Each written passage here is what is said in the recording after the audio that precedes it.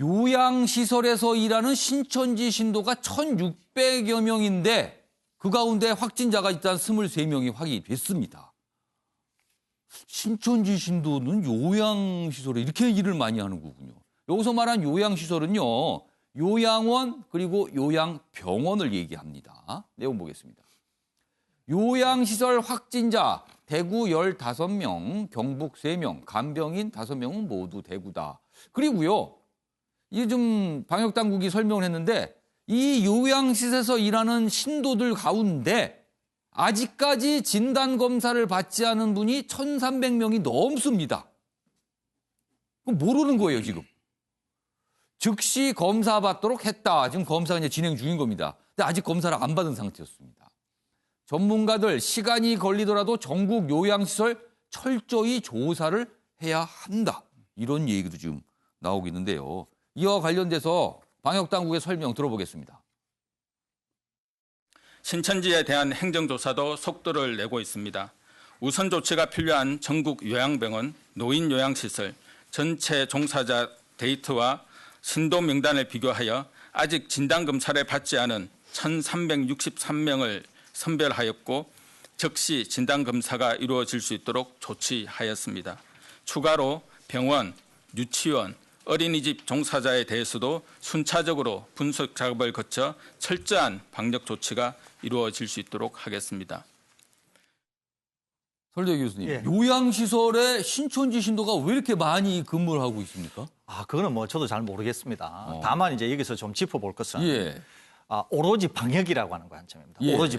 오로지 방역이라고 하는 관점에서 신천지 신도는 일단 고위험군으로 분류가 됩니다. 그렇기 때문에 이제 당국에서 신천지 신도가 또 고위험 시설이라고 할 수 있는 요양시설이라고 하면 단순 요양원, 예. 또 요양병원 이런 데 예. 있죠. 이런 데가 고위험군이니까 고위험군인 신천지 신도들이 일하는 비율이 얼마나 되나, 예. 또 이분들이 실제로 확진 검사를 받아야 될 거 아니냐, 또 실제로 검사를 하면은 얼마나 확진자가 나오나 이런 거를 종합적으로 이제 검토를 하거나 실시한다고 볼 수 있거든요. 그런데 예. 지금 1,600여 명 중에서 아직까지 1,300여 명이 진단검사를 받지 않았고, 예. 1,600여 명 중에 이제 확진된 사람이 벌써 23명이나 나왔다고 하니까 예. 뭐 상당히 주의를 기울여야 될 그런 대목이 아닌가 싶습니다.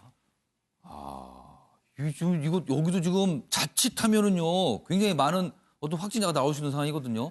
변원부 변호사, 아까 설대 교수님께서는 잘 모르겠다 그러셨어요. 왜 이렇게 신천지 신도분들이 요양시설에서 근무를 많이 하는가? 이거 어떻게 이해해야 될까요? 고령화 사회가 되면서 요양원이나 요양병원이 상당히 괜찮은 수익 사업 중에 하나가 됐습니다. 예. 그러다 보니까 종교시설들의 요양원이나 요양병원을 운영하는 경우가 상당히 많이 있거든요. 그리고 이제 물론 이제 이 특정 대구 경보를 얘기하는 것은 아니고 확정되지 않기 때문에 말씀드리기는 좀 조심스럽지만, 그러니까 일반적으로 약간 그런 경향이 좀 있다라는 일반적으로 거죠. 종교시설들이 요양원이나 요양병원을 운영하는 경우가 간혹 있고, 또 그 와중에 그러면 자신들의 신도를 취직시켜야 될 경우에는 급여를 조금만 덜 줘도 사명감으로 일을 하시게 되고, 또한 다시 신도들에 대한 어떤 생계를 해결해 주기 때문에 상당히 좋은 이 모델이 되는 경우가 많기 때문에 종교시설들의 요양원을 운영하는 경우가 상당히 많이 있습니다. 또 외부 시선 때문에 직접적으로 운영하지 않고 뭐 종교시설 관련된 사람을 통해서 간접적으로 운영하는 경우도 많이 있어가지고, 예. 그런 요양원이나 요양병원 시설들에서 종교인들이 그 일하는 비율이 상당히 높다라는 것을 좀 눈여겨봐야 될 것 같습니다.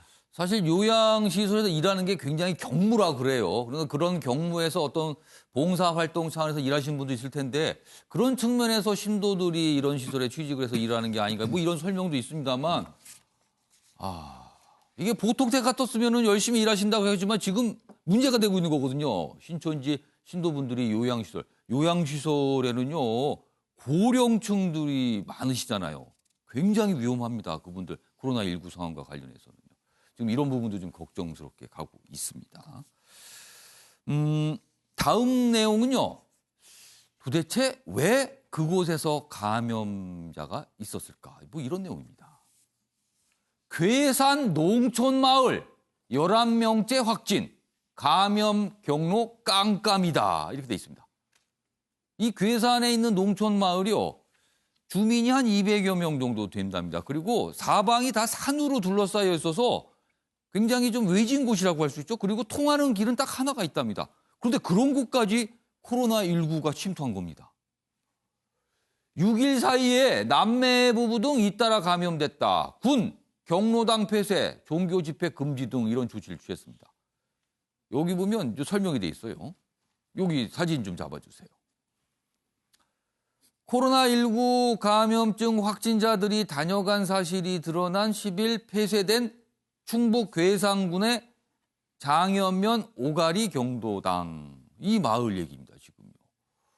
이거 어떻게 된 걸까? 감염 경로 모른답니다. 설대우 교수님, 이건 어찌 된 사정입니까? 예, 우선은 이제 감염원이 아직도 파악이 안 되고 있습니다. 근데 이제 잘 아시는 것처럼 지금 이제 농촌은 고령자들이 대부분이세요. 예. 그래서 지금 11명 확진자가 나왔다는 거 아닙니까? 예. 그리고 아무래도 이제 200여 분이 사시는 마을이기 때문에 굉장히 서로 잘 아시고 예. 또 경로당이나 이런 걸 통해서 밀접 접촉을 하시는 그런 고령자들이 많은 곳이거든요. 그러다 예. 보니까 이제 감염원도 모르고 감염 경로를 모르다 보니까 이 마을을 통째로 지금 이제 일종의 코호르트 격리를 한 그런 상황입니다. 우리나라에서는 마을을 통째로 지금 이렇게 격리 조치한 것은 처음이라고 알려져 있는데요. 예. 그래서 지금 이 고령자분들이 이제 확진이 됐기 때문에 혹시 추가 감염이 되면은 상당히 위험한 상황에 빠질 수 있다. 이런 것들 때문에 이제 굉장히 지금 현재 당국이 예의주시하고 있는 그런 상황이라고 보겠습니다. 요즘에 이제 확진자 숫자 7천 명 선에서 좀 더뎌지긴 했습니다만 계속 늘어나고 있거든요. 처음에는 확진자 이분이 어디서 감염됐는가 이런 거 다 파악해서 설명하고 추적했습니다. 근데 지금은요, 모릅니다, 이제는.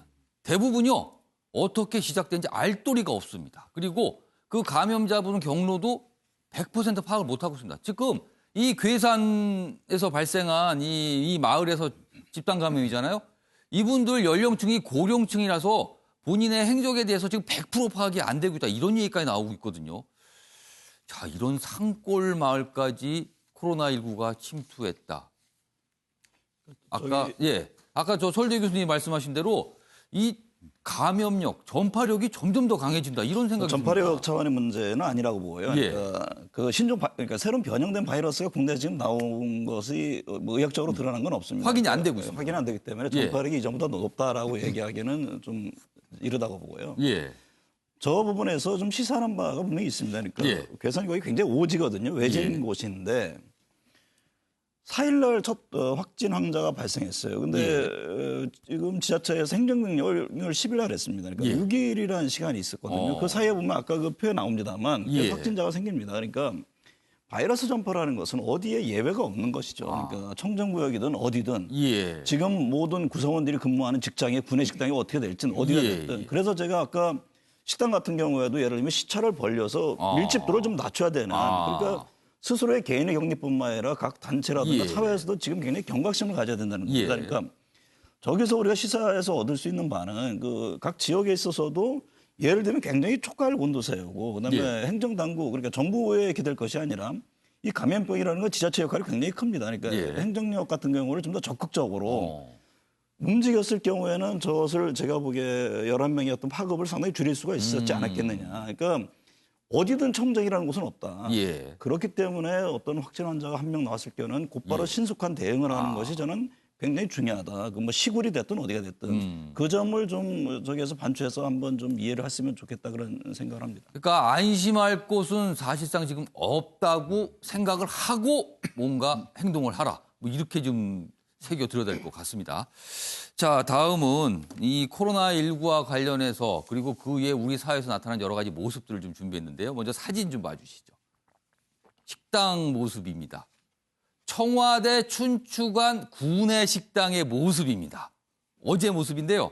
여기 보시면 식탁 위에 칸막이가 하나씩 설치됐습니다. 여기 보면은 네모난 식탁에는 바로 마주 보는 사람이 안 보이게 돼 있죠. 그 이 뒤쪽에 보시면 동그란 원탁 식탁에도 이렇게 칸막이가 설치돼 있습니다.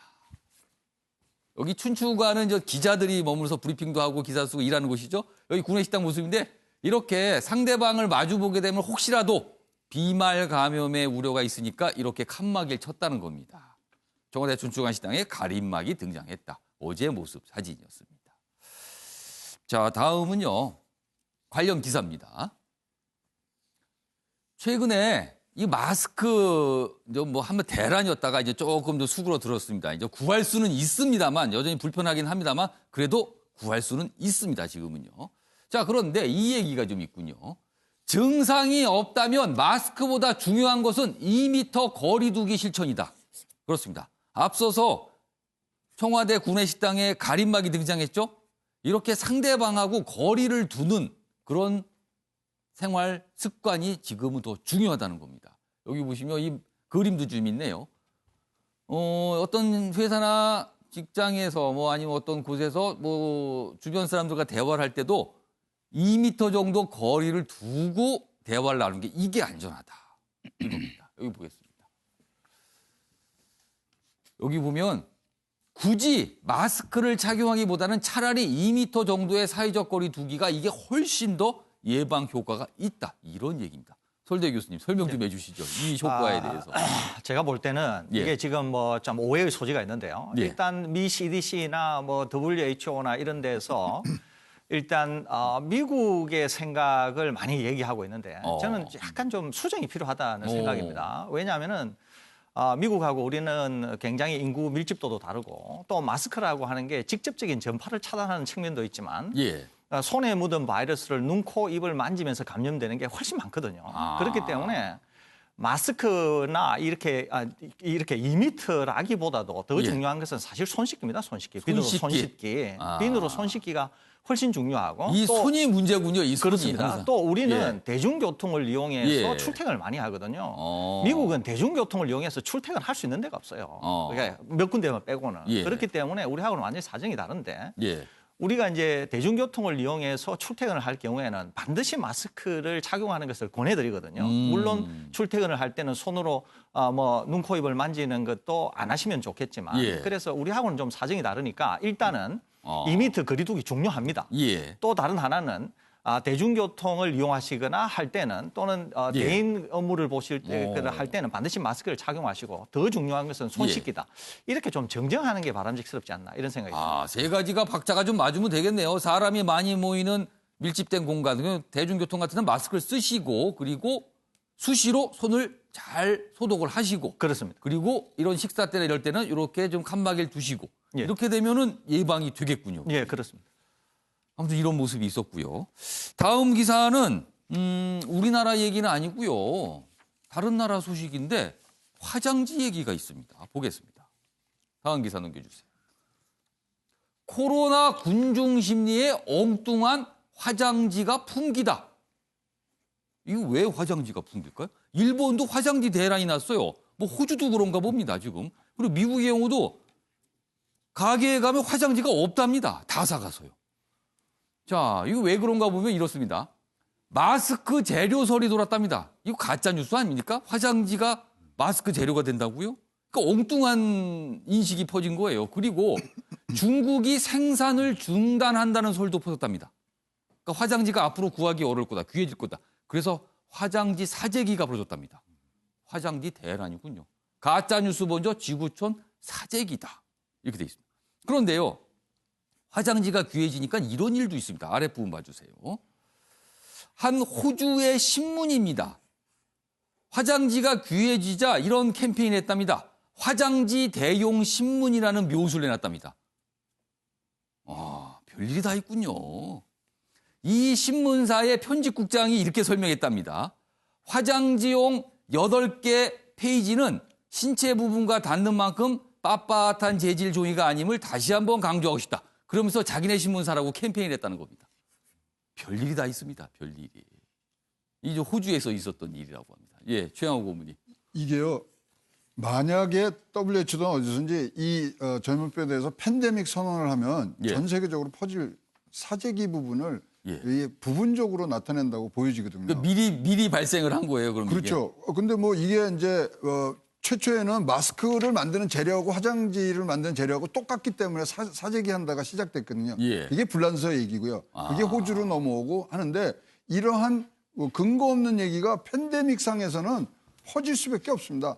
따라서 지금 현재 이런 부분들은 선제적으로 지금 우리가 가야 되고요. 지금 뭐 배급제를 일부 우리가 마스크 실시를 하고 있습니다만은 예. 이 부분에 대해서도 충분히 우리가 매뉴얼이 있어야 되고 도상 연구해 놓고 다 해놔야 됩니다. 팬데믹 가능성이 점점 높아지기 때문에 예. 그렇게 됐을 때 생필품의 부족 어. 우리 생각해야 될 때라고 생각합니다. 저게 덧붙이면요, 예. 가짜 뉴스거든요. 그러니까 경기 심리의 문제입니다. 이 어떤 전염병 같은 경우 심리가 굉장히 중요한데 그래서 가짜 뉴스에 대해서 저는 굉장히 엄단을 해야 된다고 봅니다. 그러니까 어떤 사실에 근거한 얘기, 어떤 이게 굉장히 중요한데 추정 추론 또는 나아가서 가짜 뉴스를 공공연히 유포시키는 행위는 그야말로 지금 어떻게 보면은 각국의 뭐 우리나라를 포함해서 국가적 재난 상황이잖아요. 국민의 어떤 건강 안전이 위협받는 상황에서 굉장히 사회에 어떤 해악을 끼치는 그렇죠. 행태라고 보거든요. 그렇기 때문에 뭐 지금 우리 국내에서 지금 가짜 뉴스가 횡행하고 있죠. 횡행. 그런 점에 대해서 굉장히 엄단하고 또 해줄 필요가 있고 그러니까 저것도 마찬가지입니다. 그러다 보니까 이 심리적으로 공황 상태가 오는 거죠. 그러면 사실은 오히려 해결할 수 있는 방법이 점점 더 어려질 수 있기 때문에 그 점은 여러 가지 측면에서 다각도 측면에서 보되 특히 잘못된 정보를 유포시키는 행위 행태에 대해서 상당히 좀 엄히 꾸짖을 필요가 있다 봅니다. 그러니까 지금 엉뚱한 물건들을 사고 있는 거예요. 화장지를 왜 삽니까 지금 갑자기 화장지를. 자, 다음 기사는 이 마스크 구하기가 어려우니까 그 약국에서 팔잖아요. 그 약국과 관련된 내용인데 뭐 팁이라고 할 수 있을까요? 약사들이 말하는 마스크 구매 팁. 눈에 잘 띄는 일중 약국은 가봐야 대부분 마스크가 이미 다 팔렸다. 그럼 어딜 가야 됩니까?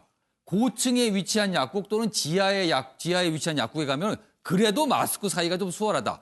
왜냐하면 아무래도 사람들이 좀 덜 다니는 곳이니까. 뭐 이런 팁이 있다 그러네요. 그러니까 오늘 혹시 마스크 구매 대상이 되신 분들은 가다가 1층 약국보다는 저 위에 보니까 저 약국이라고 써있네. 그쪽에 가시면 구할 확률이 많다 이 얘기입니다. 최영호 고문님 약국에서 마스크 좀 구매해 보셨어요? 저 줄 서서 금요일 날 줄 서서 샀습니다.